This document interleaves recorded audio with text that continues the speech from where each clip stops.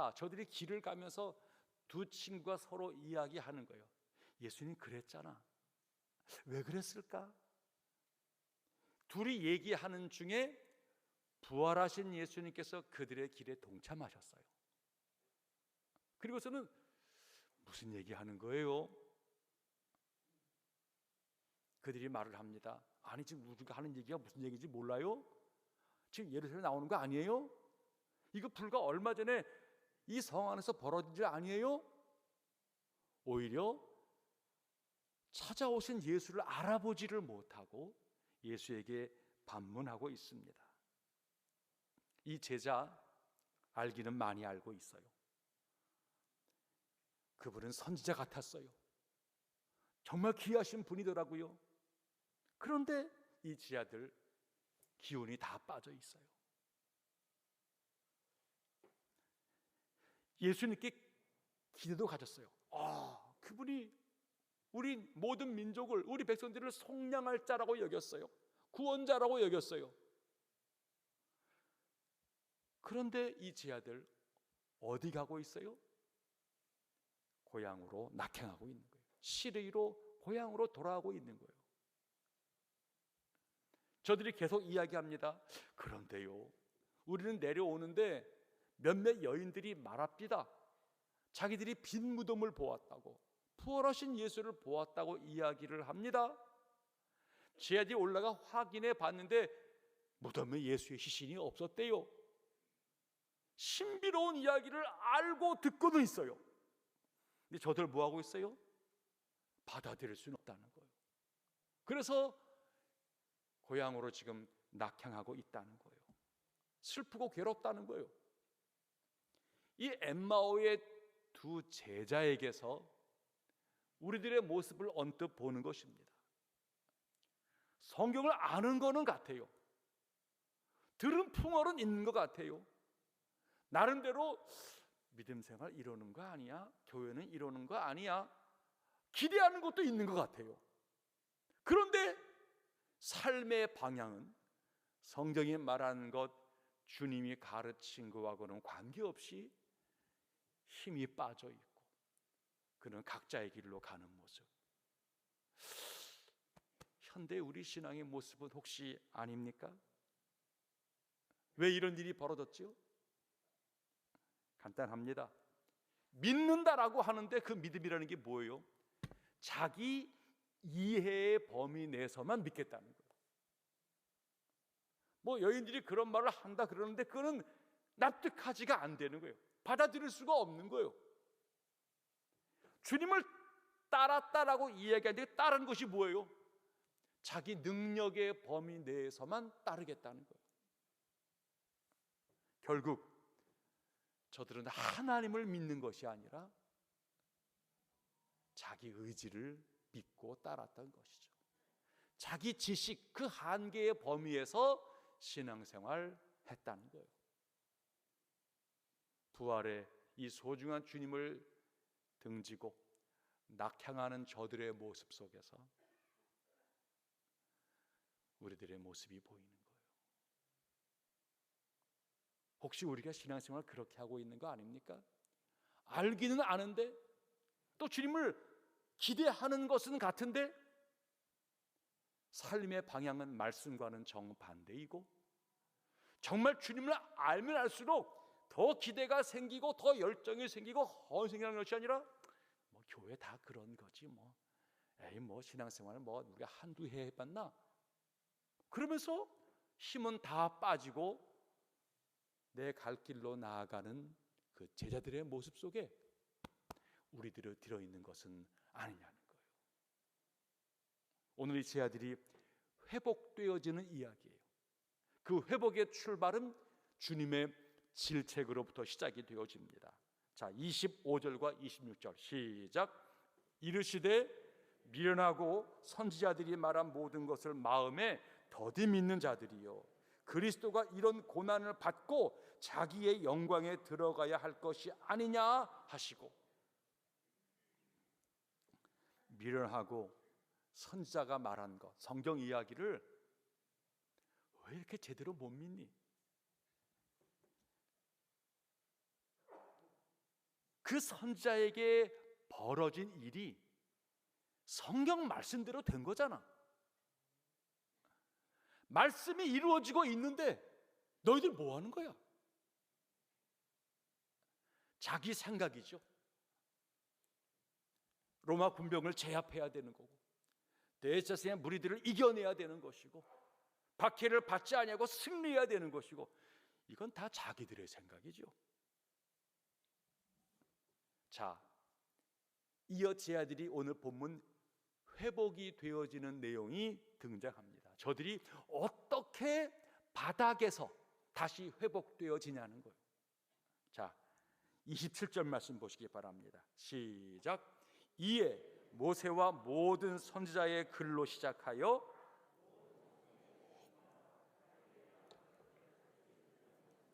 아멘. 찾아오신 예수님께서는 말씀을 설명해 주었다는 거예요. 너희들 선지자가 비참하게 죽는 모습에 대해서 실망했구나. 근데 오해하지 마라. 성경 자세히 봐. 성경에는 원래 그 선지자가 그렇게 고난을 당하고 죽임을 당한다고 예언되어져 있었던 거야. 예언이 이루어진 것뿐이야. 이게 주님 말씀이었어요. 말씀이 이루어진 것이었어요. 우리의 지난날 사순절을 거닐어 오면서 우리의 고백이 뭐였어요? 그분은 질고를 당하시는 분이었어. 온갖 고난과 수모와 조롱과 모욕과 채찍을 맞는 분이었어. 이상한 게 아니에요. 단지 그 맞으신 이유, 맞은 것으로 죽음을 끝나는 것이 아니라는 것, 그게 우리 믿음이 되어져야 한다는 거예요. 32절 말씀 보세요. 시작. 그들이 서로 말하되 길에서 우리에게 말씀하시고 우리에게 성경을 풀어주실 때에 우리의 속에서 마음이 뜨겁지 아니하더냐 하고, 예수님께서 이 말씀을 풀어주면서 성경 말씀대로 된 거야. 예언이 응하여진 것이란 말이야. 이게 저들에게 깨달아지니까 가슴이 뜨거워졌다는 거예요. 신앙생활은 우리의 감정이나 우리의 상황 판단이나 지식에 근거한 것이 아니에요. 신앙생활은 하나님 말씀에 근거한 거예요. 하나님 말씀이 때때로 따끔한 질책이 되어지고 우리에게 받아들이기 어려운 힘든 말이다 할지라도 우리의 바람은 뭐예요? 하나님 말씀이 내게 이루어지이다. 이게 우리 신앙 고백이자 우리의 믿음인 것이에요. 예언자에게, 그리스도에게 말씀이 임했어요. 그대로 이루어진 거예요. 말씀이 이루어졌어? 예언이 응한 거야? 그럼 성경의 다른 모든 내용들도, 그 약속도 이루어질 거야? 이것이 기대가 되어지고 믿어지게 되어지면 신앙생활은 활기가 돋게 되어지는 거예요. 여러분, 우리가 신앙생활하다가 말씀을 들으면서 위로가 된다, 도전이 된다, 그러면 은혜가 있다고 얘기하는 거 아니겠어요? 말씀이 내 온몸을 부딪히면서 이게 질책과 소망이 되어짐으로 말미암아 말씀이 이루어진 것을 깨달을 적에는 영원히 살게 되어지는 거예요. 신앙생활, 하나님 말씀을 붙들어야 돼요. 전통이 아니에요. 다른 사람 이야기가 아니에요. 내 경험이나 내 판단이 아니에요. 하나님 말씀이 어떻지? 그거 붙잡아야 돼요. 신비가 아니에요. 논리가 아니에요. 살아계신 하나님의 말씀이에요. 성도는 그 말씀을 부딪혀서 살아내려고 하는 몸부림을, 거기서 음성을 듣고 거기서 깨달음을 갖고 거기서 확신을 갖고 살아낼 때에 성도에게는 능력이 나타나는 것이에요. 또 한 가지 29절 말씀 보시기 바랍니다. 시작. 그들이 강권하여 이르되 우리와 함께 유하사이다. 때가 저물어 가고 날이 이미 기울었나이다 하니 이에 그들과 함께 유하로 들어가시니라. 제 아들이 예수님과 더불어 있으면서 말씀의 도전을 받은 거예요. 그 말씀을 풀어주시는 예수님을 느끼면서 이분이 귀하다, 좀 더 있고 싶다라는 마음이 생겼어요. 날이 저물었어요. 오늘은 여관에 들어가 자고 내일 고향으로 가야 되겠는데 저녁 가까이 올 무렵에 이분을 만났단 말이죠. 붙잡고 싶은 마음이 든 거예요. 그래서 강권하여 자기와 함께 유하기를 바랐다는 거예요. 선생님, 어차피 먼 길 가시는 것 같은데 저희가 여기 머물러 갈 터이니까 저희가 여관비도 되고 식사 접대할 터이니까는 좀 하루 저희가 머물러 같이 가시죠. 억지로 주님을 붙잡았고 주님은 기꺼이 동의해 주었다는 거예요. 여러분, 강권하는 사모함이 있어야 합니다. 말씀을 들었어요? 은혜 받았어요? 그 자리 떠나는 것이 아니라 더 듣고 싶다, 더 은혜를 받고 싶다, 갈망하는 마음이 있어야 합니다. 너무 빨리 일어서지 마세요. 은혜의 때에 너무나 빨리 멈추지 마세요.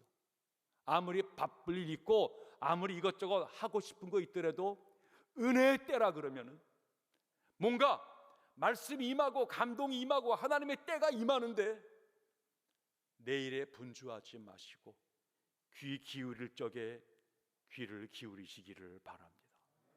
성령이 역사하는 시간에 괜히 분주해지지 마시고 하나님을 더 가까이 하려고 몸부림쳐 보시기를 바랍니다.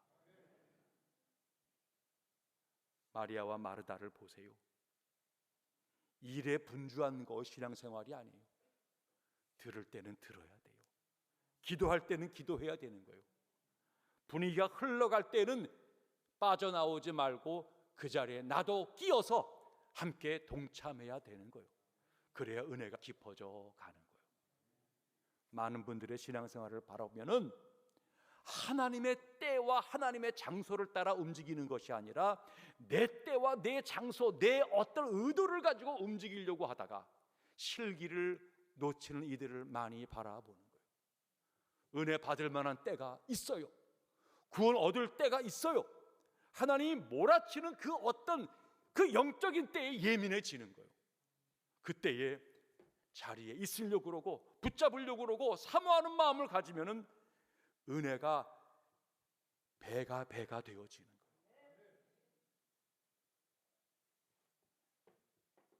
30절과 31절입니다. 시작. 그들과 함께 음식 잡수실 때에 떡을 가지사 축사하시고 떼어 그들에게 주시니 그들의 눈이 밝아져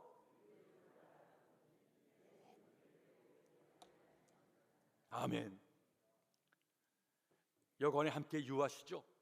그리고는 그 예수님에게 나름대로 식사를 접대를 한 거예요. 식사를 하는 중에 그 주님께서 권위를 가지고 떡을 떼주시고 식사를 함께 하다가 저들의 눈이 열리게 되었다는 거예요. 저들은 아마 예수님을 따라오면서 최후의 만찬장의 옆에 서 있는지 모르겠어요. 식사하면서 떡을 대시는 주님의 모습을 바라보면서 이거 어디서 본 건데 우리 주님이시구나 깨닫게 되었다는 거예요. 자리를 떠나지 아니하고 주님께 최선을 다해 섬기고 그분과 가까이 하려고 할 때에 마침내 어떤 시간이 찾아와요. 어떤 감동이 오는 거예요. 그때 알아채고 그때 내 안에 큰 영감과 열정이 생겨나는 그때가 있는 거예요. 신앙생활 거듭 말하지만 주체가 내가 아니에요. 그분의 시간에 들어가는 거예요. 그분의 공간 속에 내가 들어가는 거예요. 억지로 내게로 끌고 오려고 하면은 편협해져요. 그러나 주님의 시간과 주님의 때로 들어가려고 하는 속에서는 풍성한 놀라운 은혜 속에 들어가게 되어지는 거예요. 여러분, 신앙의 이 페이스를 내 페이스가 아니라 동행하시는 주님께 맞출 수 있기를 바랍니다. 주님에게 집중할 수 있기를 바랍니다. 음식을 먹다가 깨달았어요. 눈이 밝아졌어요. 여러분, 영안이 열린 거예요. 함께하고 있음에도 불구하고 못 알아보다가 마침내 그 시간, 식탁의 시간 속에서 깨달았다는 거예요. 늘 하는 말이지만 우리 성도들의 모임을, 이게 진짜 영적인 가족이라고 고백하지 않았습니까? 육신의 가족도 밥을 같이 먹는 거예요. 식탁의 교제를 가져야 가족이 그야말로 입이 하나로 묶어지는 거예요. 하나님의 교회에서는 말씀 공동체예요. 말씀을 함께 먹는 거예요. 주님을 나눠 먹는 거예요. 그 속에서 우리가 하나가 되어지고 그 속에서 같은 공감, 주님의 은혜를 나눠 갖는 거예요. 여러분, 혼자 있으면 모닥불이 아무리 뜨거워도 오래 가지를 못해요. 그러나 함께 어울려 함께 먹게 되어지면은 활활 타오르게 되어지는 거예요. 그 다음 33절과 34절을 보시기 바랍니다. 시작. 곧 그때로 일어나 예루살렘에 들어가 보니 11 제자 및 그들과 함께한 자들이 모여 있어 말하기를 주께서 과연 살아나시고 시몬에게 보이셨다 하는지라. 이제 엠마오의 두 제자, 예수님을 깨달았어요. 부활의 주님을 만났어요. 그 다음날 아침 어찌 되었어요? 엠마오로 가던 발걸음을 돌이켰어요. 어디로요? 예루살렘으로 돌아갔어요. 돌아갔더니 거기에 여기저기 제자들이 모여 있는 거예요. 모여있는 제자들이 주님의 부활, 만난 이야기들을 서로 이야기하고 있는 중에 있는 거예요. 그들이 그 자리에 끼었다가 은혜 받는 거예요. 나도 주님 체험했지만 달리 체험했던 여러 고백과 간증 이야기를 들으면서 가슴이 뜨거워지고 이 공동체에 있는 것이 너무나 자랑스럽고 내 신앙의 활력이 막 생겨나게 되어지는 거예요. 신앙생활 그런 거예요. 다 개별적으로 체험한 것이 있어요. 깨닫고 아는 것이 있어요. 하지만 홀로 머물러서는 안 돼요. 코로나의 어려움이 그냥 질병 때문에 어려움이 아니라 관계의 어려움이란 말이죠. 나눠야 되는데, 가족이 나눠야 되는데 나누지 못하니 힘든 거예요. 이웃과 친구 나눠야 되는데 나누지를 못하니 힘든 거예요. 믿음 공동체가 그런 거예요. 은혜를 함께 나눠야 진짜 공동체예요. 그 속에서 나누는 중에 내가 배가 되어져 가는 거예요.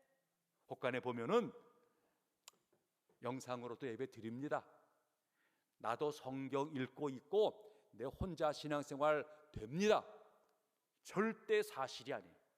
이것을 사실이라 말한다면 그는 철저하게 마귀에 속고 있는 거예요. 우리 신앙 그렇게 되어져 있지 않아요. 아무리 내가 뜨겁고 은혜가 깊다 하더라도 홀로 있게 되어지면 식고 변질될 수밖에 없어요.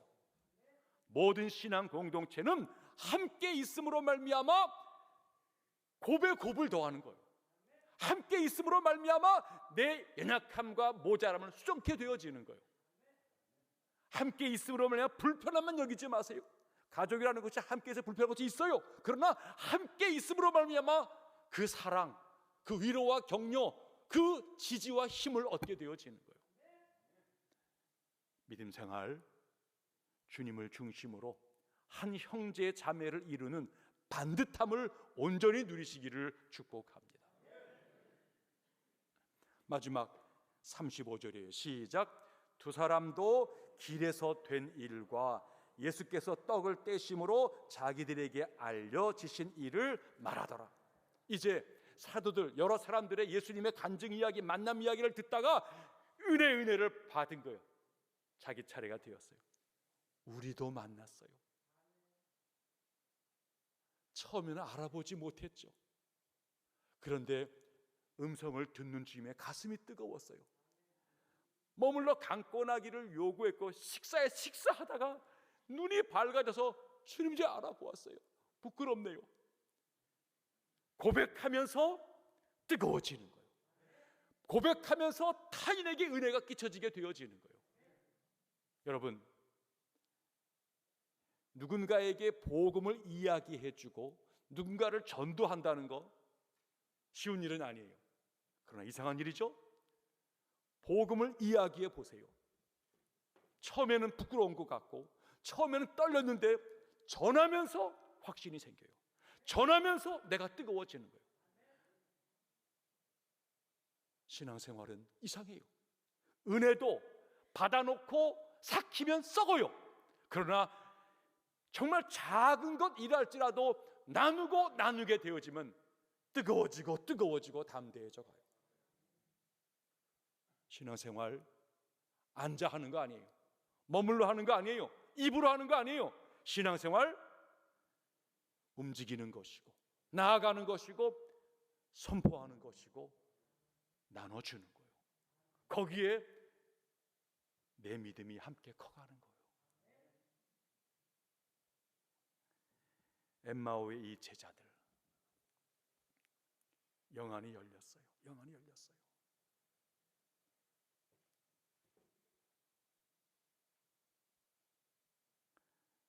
유채꽃, 개나리꽃, 진달래와 봄꽃들이 사방에 만발해 있습니다. 새 계절이 왔어요. 잠시 꽃샘 추위인 양 며칠 찬바람이 불기도 했고 또 얇은 옷 입었다가 감기 앓듯이 걱정도 했지만 그러나 얼마 지나지 않아 또 바람이 또 바뀌었어요. 분명히 계절은 바뀌었어요. 죽은 것 같았으나 분명히 겨울을 이기고 봄이 찾아왔고 생명의 기운이 가지 끝에 가득한 것입니다. 아름다운 변화의 시간이에요. 우리들의 영혼 상태는 어떠합니까? 환경과 사람을 탓해서 머물러 있어서는 안 돼요. 분명히 바뀌고 있는데 그 흐름 앞에 하나님 앞에 나와야 돼요. 긴 터널의 끝이 보이는 것 같습니다. 코로나19도 이제 서서히 저들의 힘을 다해 가는구나 느끼는 거예요. 고생들 했어요. 이제 일어나야 합니다. 특별히 하나님 말씀에 대해서 여러분의 가슴이 열려 있기를 축복합니다. 예수를 기억하여 회복하고자 하는 마음이 여러분 가운데 가득하기를 원합니다. 냉랭한 가슴이 뜨거워지도록 주의 교제의 시간을 더 많이 갖추어 가기를 소망합니다. 이제 가던 길 계속 가서는 안 돼요. 방향을 바꿔야 돼요. 공동체가 모인 곳으로 와야 돼요. 주님의 흔적이 있는 곳으로 와야 돼요. 은혜 있는 곳으로 우리 발걸음을 돌이켜야 돼요. 세상으로 돈을 따라 사람 따라 흘러가는 우리의 발걸음 그대로 방치해서는 나중에 얻는 게 없어요. 얻는 것처럼 보이지만 잃어버리는 게 훨씬 더 많고 가장 중요한 것을 잃어버릴 수밖에 없어요. 이제 예수가 정말로 중요한 줄로 믿고 방향을 돌이켜야 돼요. 감사한 것은 주님께서 우리와 동행하신다는 거예요. 무지하고 어리석고 정말 겁먹고 정말 부족한 우리들이지만 낙창으로 시리의 마음이지만 우리가 걸어가는 그 길에 주님이 찾아오셨다는 거예요. 여러분의 힘들었던 그 침상에 여러분의 갈팡질팡하는 그 답답함 속에 그리고 눈이 멀고 어두움 속에 힘든 그 시간에 주님이 오늘 우리 가운데 찾아와 주었어요. 부활의 주님은 우리를 새롭게 하십니다. 새벽에도 말씀을 나누었지만 누군가가 4월을 잔인한 날이라고 말을 했어요. 원래 잔인하다라고 하는 말은 생명을 해칠 때나 쓰는 말이에요. 그런데 생명을 해치는 죽음, 그 죽음을 이겨버린 부활이 잔인함보다 더 잔인하다는 거예요. 죽음마저 이기는 부활이기 때문에 정말 즐김이죠. 정말 위대함이에요. 예수 부활이 이제 내 부활이 된 것이에요. 이것을 가슴에 누리고 이제 삶으로, 일터로, 가정으로 돌아가서 담대하게 부활의 주님을 누리시고 부활을 선포해감으로 예수 부활이 내 부활되어지는 내 안의 뜨거움, 내 안의 역동, 내 안의 열매가 더 많이 생겨나는 그런 우리 교회 온 성도들의 앞날 되어지기를 축복합니다.